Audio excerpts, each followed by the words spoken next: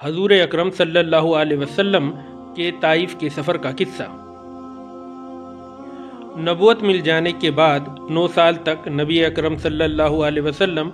مکہ مکرمہ میں تبلیغ فرماتے رہے اور قوم کی ہدایت اور اصلاح کی کوشش کرتے رہے، لیکن تھوڑی سی جماعت کے سوا جو مسلمان ہو گئی تھی اور تھوڑے سے ایسے لوگوں کے علاوہ جو باوجود مسلمان نہ ہونے کے آپ کی مدد کرتے تھے، اکثر کفار مکہ آپ کو اور آپ کے صحابہ رضی اللہ تعالیٰ عنہ کو ہر طرح کی تکلیفیں پہنچاتے تھے، مذاق اڑاتے تھے اور جو ہو سکتا اس سے درگزر نہ کرتے تھے۔ حضور صلی اللہ علیہ وسلم کے چچا ابو طالب بھی انہی نیک لوگوں میں سے تھے جو باوجود مسلمان نہ ہونے کے حضور صلی اللہ علیہ وسلم کی ہر قسم کی مدد فرماتے تھے۔ 10ویں سال میں جب ابو طالب کا بھی انتقال ہو گیا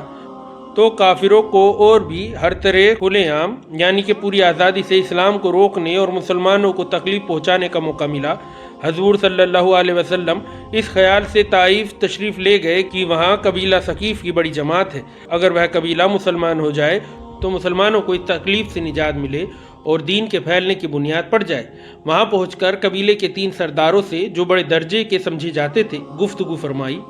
اور اللہ کے دین کی طرف بلایا اور اللہ کے رسول کی یعنی اپنی مدد کی طرف متوجہ کیا، مگر ان لوگوں نے بجائے اس کے کہ دین کی بات کو قبول کرتے یا کم سے کم عرب کی مشہور مہمان نوازی کے لحاظ سے ایک نووارد نئے مسلمان مہمان کی خاطر عادات کرنے سے صاف جواب دے دیا اور نہایت بے رخی اور بد اخلاقی سے پیش آئے۔ ان لوگوں نے یہ بھی گوارا نہ کیا کہ آپ یہاں قیام فرما لیں۔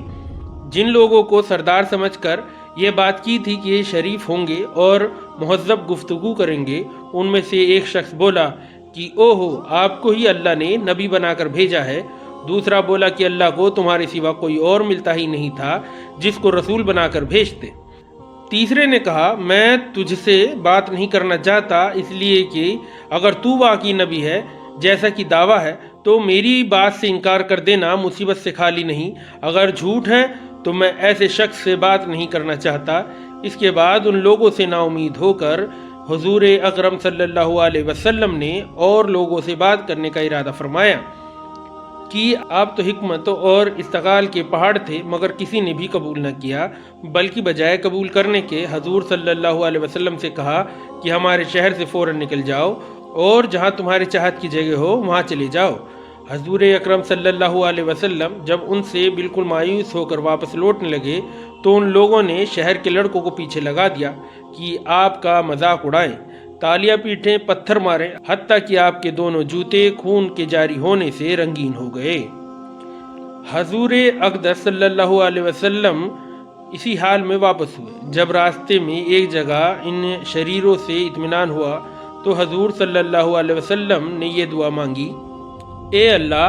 تجھی سے شکایت کرتا ہوں میں اپنی کمزوری اور بے بسی کی اور لوگوں میں ذلت و رسوائی کی۔ اے ارحم الراحمین، تو ہی کمزوروں کا رب ہے اور تو ہی میرا پروردگار ہے۔ تو مجھے کس کے حوالے کرتا ہے؟ کسی اجنبی بیگانے کے جو مجھے دیکھ کر منہ بگاڑتا ہے اور منہ چڑھاتا ہے، یا کہ کسی دشمن کے جس کو تو نے مجھ پر قابو دے دیا؟ اے اللہ، اگر تو مجھ سے ناراض نہیں ہے تو مجھے کسی کی بھی پرواہ نہیں ہے، تیری حفاظت مجھے کافی ہے۔ میں تیرے چہرے کے اس نور کے طفیل جس سے تمام اندھیریاں روشن ہو گئی اور جس سے دنیا اور آخرت کے سارے کام درست ہو جائیں، اس بات سے پناہ مانگتا ہوں کہ مجھ پر تیرا غصہ ہو یا تو مجھ سے ناراض ہو۔ تیری ناراضگی کا اس وقت تک دور کرنا ضروری ہے جب تک تو راضی نہ ہو۔ نہ تیرے سوا کوئی طاقت ہے نہ قوت۔ مالک ملک کی شان قہاری کو اس پر جوش آ نہیں تھا کہ حضرت جبرائیل علیہ السلام نے آ کر سلام کیا اور عرض کیا کہ اللہ تعالیٰ نے آپ کی قوم کی وہ گفتگو جو آپ سے ہوئی سنی اور ان کے جوابات سنے، اور ایک فرشتے کو جس کے متعلق پہاڑوں کی خدمت ہے آپ کے پاس بھیجا ہے کہ آپ جو چاہیں اس کو حکم دیں۔ اس کے بعد اس فرشتے نے سلام کیا اور عرض کیا کہ جو ارشاد ہو میں اس کو تعمیل کروں،